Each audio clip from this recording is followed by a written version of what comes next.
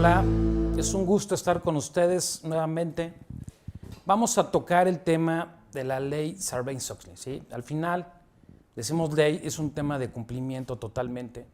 ¿Sí? Es una ley que nace en el año 2002 principalmente por temas y problemas financieros que se vieron envueltas algunas empresas y por ahí hemos escuchado unas empresas como Enron, WorldCom, etcétera.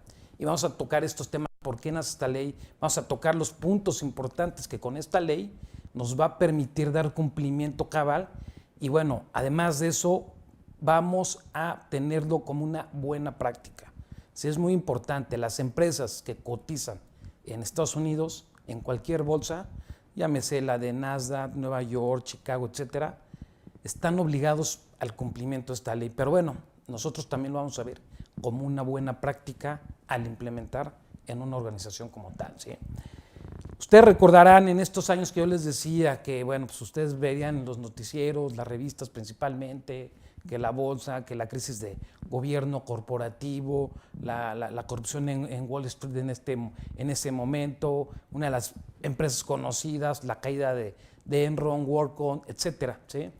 Bueno, esto dio crisis derivado porque no había una ley que asegurara la confiabilidad de la información financiera, ¿sí? Estas empresas o esta ley viene a atacar mucho la fiabilidad, es decir, que no haya fraude principalmente en la información financiera, ¿sí?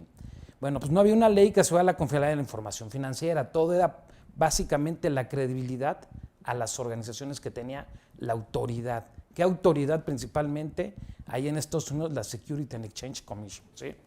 Algo muy similar a la Comisión Nacional Bancaria y de Valores aquí en México. ¿Qué más? No había un enfoque hacia la constante mejora del control interno. Bueno, pues yo siempre voy a las organizaciones, todo el mundo me dice, tengo control interno, sí, pero pues en las políticas el tema es la constante mejora, la actualización, la revisión, el involucramiento de la alta dirección, la testificación por un tercero para dar fe de que es cierto lo que estamos haciendo a veces en materia de control interno. Bueno, no existía, ahora bajo esta ley son temas que te empiezan a exigir. La alta administración de los grandes corporativos o gigantes no se preocupa por los temas de control interno y esa es la realidad. Lamentablemente se enfocan mucho en otros temas, a veces la venta, que la producción, pero no en el tema de control interno. Y esta ley, la ley SOX, al final es un sinónimo de control interno, ¿sí? Y lo vamos a estar platicando ahorita más adelante, porque esta ley, pues, al final, si tenemos controles internos, nos va a dar el día de mañana principalmente credibilidad en la empresa. ¿Qué más nos va a dar? Estabilidad principalmente. Bueno, ¿qué más? Falta de evidencia documental de control interno que se refleja en la información financiera de los grandes corporativos. Pues nosotros vemos, me presumen, voy a las organizaciones, oye, si tengo control, están en políticas, una que otra pruebita hacemos y bueno, pues eso no es documentación del control interno. Vamos a platicar 8 pasos que debe de llevar una buena documentación de control interno y eso en términos traducidos va a ser la efectividad al sistema de control interno, que es lo que se pretende buscar con la ley SOX.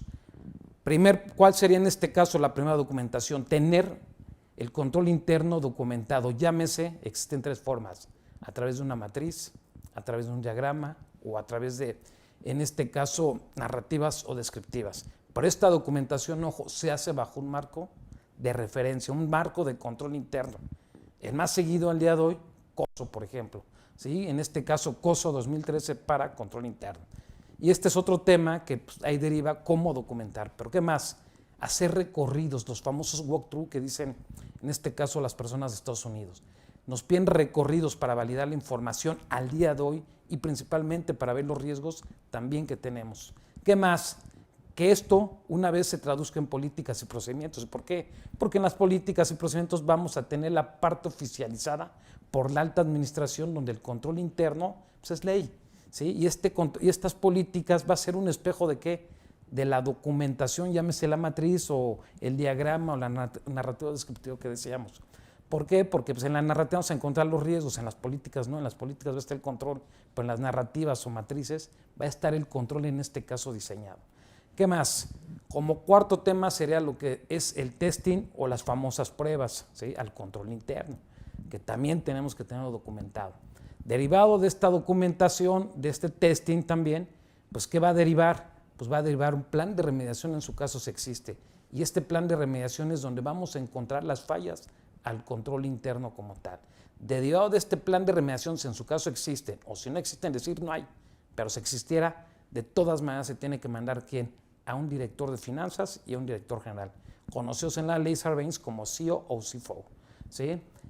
¿Qué van a hacer ellos? Ellos van a certificar el sistema de control interno en principalmente controles internos referenciados a la información financiera. Y estas dos personas, ¿qué van a hacer? Van a decir, pues bueno, se evaluó, existen políticas, está diseñado y ¿qué más? Pues no hay ningún fraude, ¿sí? En este caso importante, que conlleve que la información financiera sea fraudulenta. ¿Y a qué nos va a llevar? Pues que lo que se presenta financieramente es confiable. Esa es la famosa certificación. Después de esto, como paso 7, ¿qué vamos a necesitar? Vamos a necesitar por parte del CEO y del CFO, y eso en donde lo vemos, en los informes anuales principalmente, la declaratoria del control interno nos va a decir, mira, a este año, del 1 de enero al 31 de este año, el control interno es efectivo. ¿Y por qué? Porque lo soporta todo lo que hicimos atrás anteriormente. Sí, es la declaratoria, pero también va a venir un tercero, como 7 en este caso, a testificar prácticamente que el control interno que llevó la compañía, revisó, que documentó lo que decíamos, que hicieron los recorridos, existe la política, está el testing, las famosas pruebas, el plan de remediación, la certificación, la evaluación, pues nos va a llevar ¿a qué? A que exista el famoso carta de atestiguamiento por parte de un tercero. ¿Sí? Esos son los 8 pasos y eso es lo que nosotros llamamos la parte documental al control interno, y esto es lo que nos pide SOX con una combinación de un marco metodológico, en este caso el más utilizado al día de hoy, OSO 2013. ¿Sí? Bueno, derivado de esto y lo que les comentaba, esto es una reflexión, lo que platicamos, pero ¿por qué pasa todo esto? ¿Por qué nace esta ley? Porque hubo vulneración de los niveles corporativos. Vamos a ver, un nivel corporativo tiene una estructura igual. Pues, ¿cuál es el primer nivel? Es el nivel de inversión, ¿sí? Que son los dueños, la asamblea de propietarios, accionistas. Luego tenemos un segundo nivel en gobierno corporativo, que es el nivel en este caso de administración, y van a estar el famoso consejo y los comités que intervengan como apoyo al consejo. Y el tercer nivel, que le llamamos de operación o de ejecución, que es la estructura típica de una organización, está la dirección general hacia abajo, ¿sí? Totalmente. Bueno, pues, ¿qué pasó? Se unieron los principios corporativos, ¿sí? Principalmente en el segundo nivel, que es el de administración, donde el consejo pues tomaba malas decisiones o en su caso escondía. Pues ya vamos a ver ahí el caso de Enron, WorldCom. Realmente los que se ven involucrados en este proceso de malversar la información financiera fue el Consejo de Administración. ¿Sí? Por eso nace esta ley, porque ya empieza a ser obligatorio. Pero bueno, esta ley, al final, ¿quién es el que va a estar obligado, la va a vigilar que se cumpla? Es la Security and Exchange Commission de Estados Unidos, comúnmente conocida como la SEC, así la conocemos. Es una agencia independiente del gobierno de Estados Unidos y tiene su principal responsabilidad primordial en hacer cumplir las leyes federales de valores y regulación de la industria de valores, ¿sí? Principalmente. La SEC fue creada por el artículo 4 de la Security and Exchange, ¿sí? En 1934, comúnmente como la ley de 1934, pero derivó de una ley de 1933. Bueno, esta autoridad, ¿sí? Principalmente a la SEC se la otorga el Congreso de Estados Unidos, ¿sí? Y bueno, pues ellos tienen acciones civiles, es principalmente contra las personas o empresas acusadas de haber cometido un fraude contable. ¿Qué más? Proporcionar información falsa. Cuando participen en operaciones con información privilegiada, cuando existan otras violaciones a la ley de valores, y bueno, la SEC trabaja comúnmente con otros organismos de aplicación de la ley. Uno de ellos, como bien sabemos, es el Departamento de Justicia, el famoso Justice of Department, ¿sí? El HUD, conocido allá en Estados Unidos, ¿sí? Es el que va a ayudar a que se apliquen también estas leyes. La SEC regula todas las compañías públicas de Estados Unidos, es decir, si yo cotizo en una bolsa de Estados Unidos, cualquier bolsa, bueno, pues voy a tener mi regulador, que en este caso va a ser la SEC. ¿Y qué va a hacer? ¿O cuál es su objetivo principal? Garantizar que todos los inversionistas tengan acceso a información confiable. ¿Qué más? Exige hacer auditados por contadores independientes, y esto deriva de la ley de 1933. Y bueno, establece políticas básicas de independencia, y el 30 de julio del 2002 promulga la ley Sarbanes-Oxley, sí, totalmente. Bueno, pues como veíamos, es una ley federal, va en respuesta a escándalos financieros principalmente que hicieron caer la confianza de la opinión pública en los sistemas de contabilidad y auditoría. Y principalmente, bueno, pues en la contabilidad, la credibilidad de lo que se presentaba y de qué más, del auditor, de los, en este caso, los que revisaban. Eso fue principalmente lo que dio nacimiento a esta ley como tal. La ley toma el nombre pues, del senador Paul Sarbanes, que fue demócrata, y el congresista Michael J. Oxley, republicano. Bueno, pues, es decir, ellos prepararon esta ley, la promulgaron, pero bueno, por eso le decimos la ley Sarbanes-Oxley, porque viene principalmente de los apellidos de estos o estas personas, estos congresistas. Y fue aprobada por amplia mayoría, tanto en el Congreso como en el Senado, es decir, pues le llaman una ley fast track, ¿sí? Principalmente, como vemos, bueno, pues el caso Enron fue en enero del 2002, el que vino a dar el debacle fue WorldCom en mayo. ¿Qué pasa? 2 meses después, esta ley la sacan, es decir, es una ley que fue aceptada por amplia mayoría en este caso, y bueno, pues esta ley, pues al final, al día de hoy, es la buena práctica que existe en materia de control interno para, en este caso, ver la efectividad de los sistemas de control en la información financiera. Sí, esta pues, se le conoce como una ley de responsabilidad corporativa principalmente, y en el acto pues, en su momento estuvo el presidente George Bush, en este caso con los senadores que hicieron esta ley, el congresista Sarbanes y el congresista Oxley principalmente.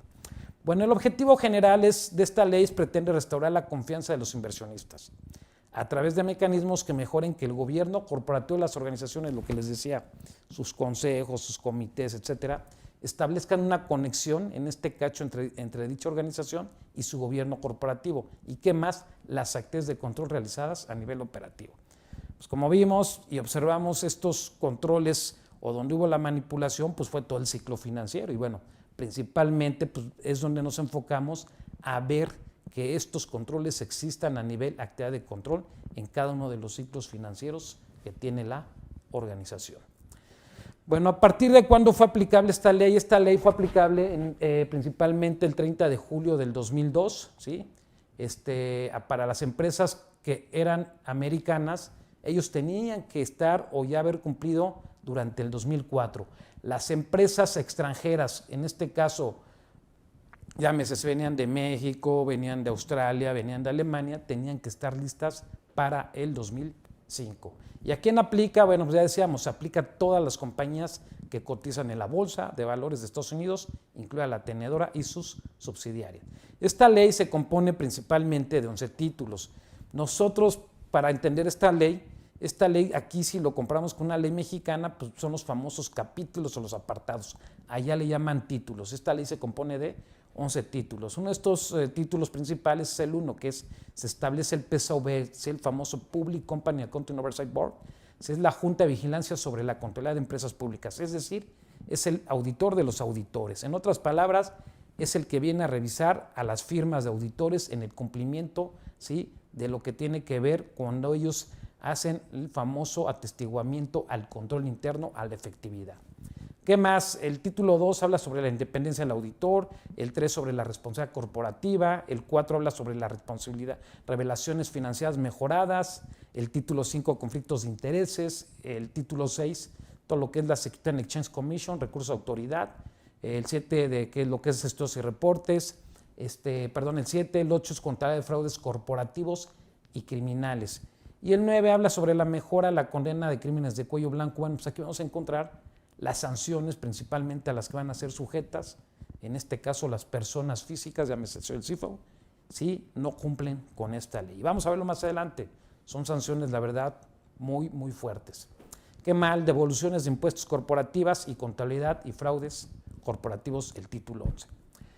Bueno, pues el título 1, de manera general, refiriéndonos a la sección 102, 103, habla sobre criterios de auditoría, donde se crea el PSAOB, y bueno, es la autoridad. ¿Quién es el PSAOB? Es la autoridad para fijar criterios de auditoría, control de calidad y ética en la profesión. ¿Pero en dónde? En la profesión de los auditores. Como ustedes bien saben, pues cuando esta ley nació, pues ¿quién era el auditor previo para Enron WorldCom? Pues fue Arthur Andersen, bien sabido, conocido, ¿no? Públicamente, pues lo podemos ver en los periódicos, las noticias. ¿Qué sucede? Bueno, este organismo fue el que le quitó su registro totalmente para operar a Arthur Andersen en su momento, ¿sí?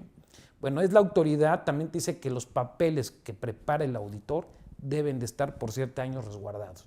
y te dice que en la descripción de cada informe de auditoría que realice el auditor con respecto al funcionamiento del control interno de la entidad auditora, ¿sí?, debe de describirse claramente cómo se llevó a cabo. Y eso lo refiere principalmente a uno de los apartados, que es la sección 404. Si vamos a tocar entonces, están escuchando la palabra secciones. La ley SOX se compone principalmente de secciones, así se le conoce, que nosotros en una ley mexicana sería lo similar a un artículo. Si yo le refiero el título 1, bueno, pues es todas las secciones 100, las que tenga, título 2, 200, título 3, 300, título 4, 400. Bueno, aquí hay 3 secciones principalmente, ahorita estamos tocando una, pero es la 302, 404 y la 906, que las que vamos a tocar más adelante. Bueno, el título 1, refiriéndonos a la sección 4, tabla de inspección de los despachos contables públicos, y te dice, las inspecciones de los despachos contables públicos registrados que suministran regularmente informes de auditoría para más de 100 entidades emisoras serán llevados a cabo anualmente. Las restantes serán llevados a cabo con una frecuencia no menor una vez cada 3 años. Dice la SEC y tanto el PCAOB, en este caso el Public Company Oversight Board, podrán solicitar una inspección especial de un estudio en cualquier momento. Bueno, ¿a qué nos vamos? Si la firma de auditores tiene más de 100 empresas que cotizan en bolsa, el PCAOB anualmente los va a revisar. Si tienen menos de 100, ¿qué quiere decir? Que van a tener una revisión cada 3 años. Pero ojo, también puedes tener una revisión en cualquier momento. Y esto puede llevar principalmente, pues puede ser a través de una denuncia, por ejemplo, sí, principalmente.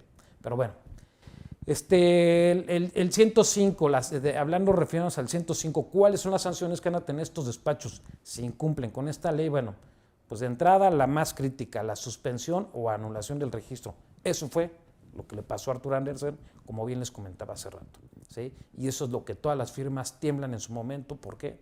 Porque pues, la importancia es el cumplir. ¿Qué más?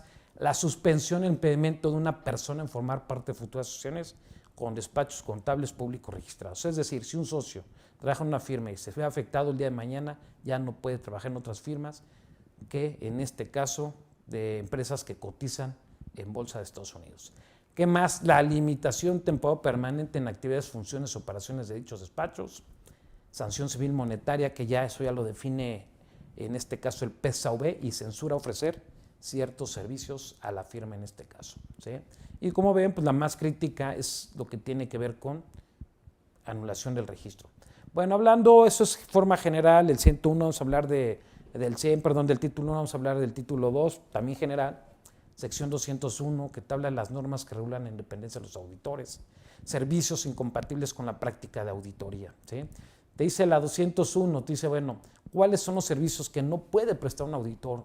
Tenería de libros y otros servicios relacionados a los registros contables o estados financieros o clientes de auditoría. Es decir, no soy tu contador, o eres el auditor o eres el contador, no puedes jugar los dos roles.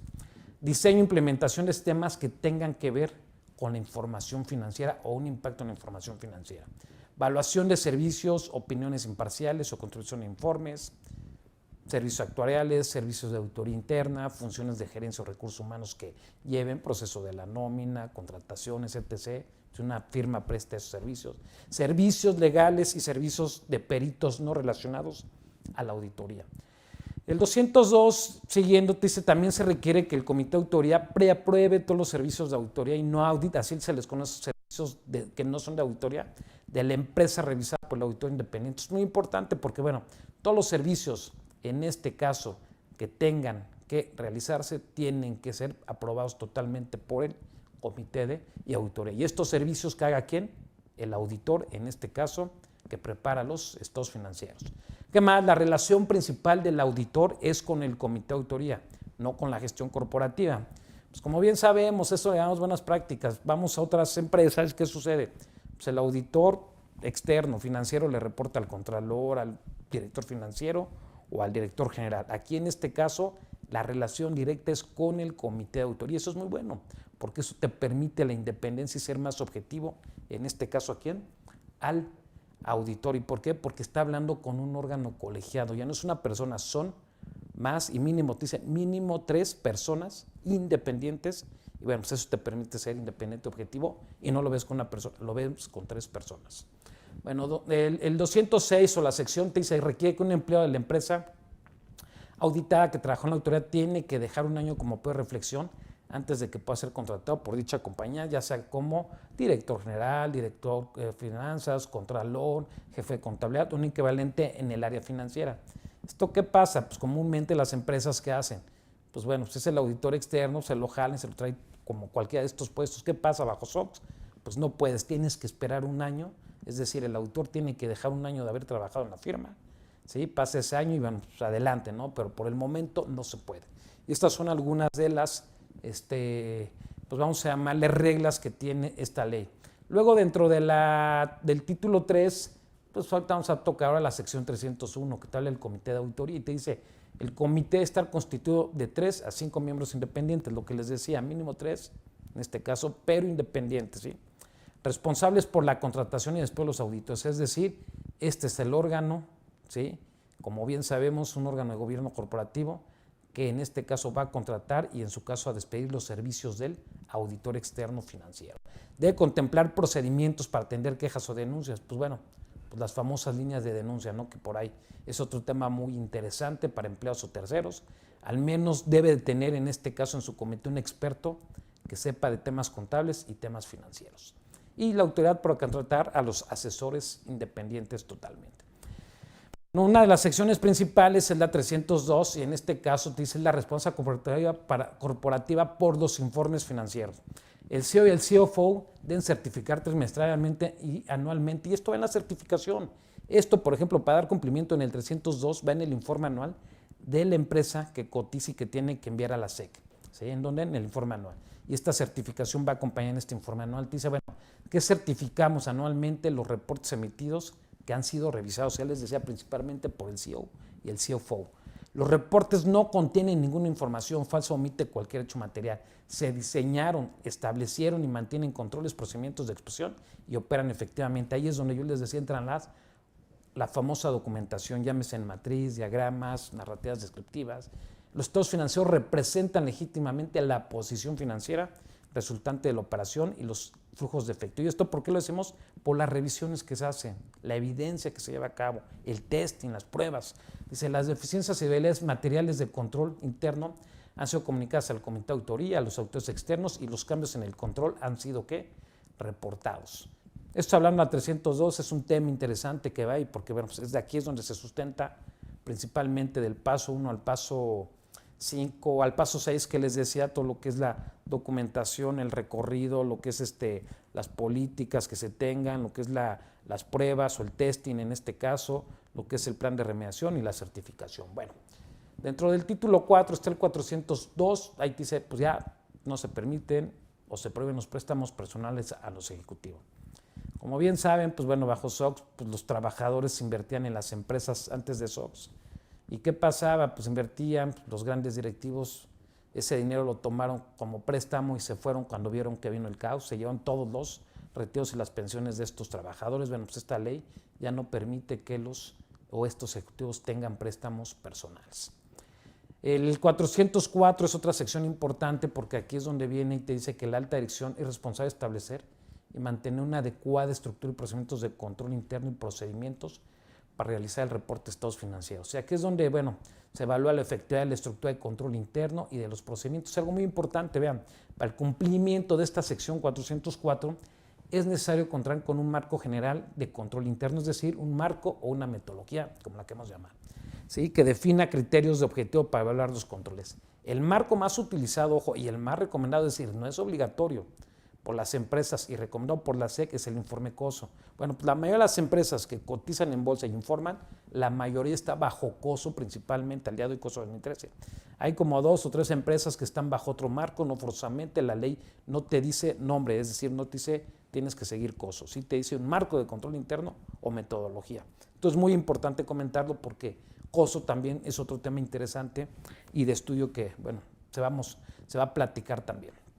Bueno, el título 4, siguiendo en este caso el 404, te dice, bueno, los auditores externos deberán certificar sobre la declaración realizada por la alta dirección. Es decir, todo lo que se hizo en el 302, ahora llega el auditor externo, toma esta información y ¿qué hace? Valida lo que hizo la empresa o la organización en su momento y ¿qué dice? Pues si es correcto lo que hizo la organización. es efectivo el control con base a todo lo que tenemos en su caso, ¿sí? Esto es lo que nosotros conocemos como la carta de atestiguamiento, la attestation letter. ¿Qué más? El 406 pues te dice que prácticamente la empresa debe de decir si ha emitido un código de ética y principalmente para quién, su CEO o CFO, ¿sí? Y si no lo ha hecho, la razón de ello, y bueno, pues aplicable a estas personas, al funcionario contable y bueno, pues personal que tienen actividades similares en la organización. ¿Qué más? Se le requiere que estos cambios se informen pues, en un formato que es la forma 8K que emite la SEC principalmente, ¿sí? Y se tiene que ver cualquier cambio o eliminación del código de ética. El 407 dice que los emisores revélense al menos un miembro de su comité de autoridad. Es un experto financiero. Y 906, lo que les decía, prácticamente es todo lo relacionado a las sanciones. Aquí, ¿qué nos dice? En forma general, pues bueno, CEO, CFO, si no haces tu trabajo, ¿qué va a pasar? Pues te va a sancionar. Y una de estas sanciones es mínimo en dinero $1 millón a $5 millones. Y porque es muy importante, la penal. ¿Y qué te dice? Mínimo 10 años, máximo 20 años. Bueno, esto es porque la ley ha funcionado, porque al día de hoy castiga a la persona, no a la empresa, ¿sí? Y esto es muy importante porque aquí es importante entender estas sanciones. Si no cumplo, pues yo no me voy a ir 10 años porque una persona no quiere ejecutar su control. Bueno, pues esto es a lo que nos lleva. Y es muy importante conocerlo y más para los responsables del sistema de control interno y esto los lleva a que se involucren en este proceso. Bueno, pues ya prácticamente para terminar, lo que es SOX ha cambiado mucho, es un paradigma al día de hoy, estableció un nuevo régimen en la responsabilidad de las empresas, les vino a cambiar la forma de pensar en materia de control interno, establece claramente estas responsabilidades al comité de autoría, al CEO, que es el director general, al CFO, director financiero en niveles mayores. Crea un nuevo estándar para las compañías en relación con la presentación de información de la eficacia de los controles internos relacionados con la información financiera y exige el diseño, documentación formal y la efectiva operación de estos controles, como bien les comentaba. ¿Qué más? Pues de esto, pues bueno, pues SOX, que es una ley americana, pues vino en este caso a regular, u otros países emitieron sus propias regulaciones. Una de ellas, por ejemplo, es la famosa ley sobre instrumentos e intercambios financieros de Japón, conocidas como la Japanese SOX o G-SOX, la Canadian SOX, C-SOX, también conocida, la de Australia, el famoso CLEP 9, ¿no? Los decretos legislativos 231 y 262 de Italia, bueno, principalmente son leyes muy similares y que tenemos que cumplir y llevar a cabo lo que nos dice la ley Sarbanes-Oxley. Pues bueno, muchas gracias, les quería dar esta cápsula que es muy importante relativa a lo que es la ley Sarbanes-Oxley y su cumplimiento para llevarlo a cabo. Muchas gracias, nos estaremos viendo nuevamente con otra cápsula.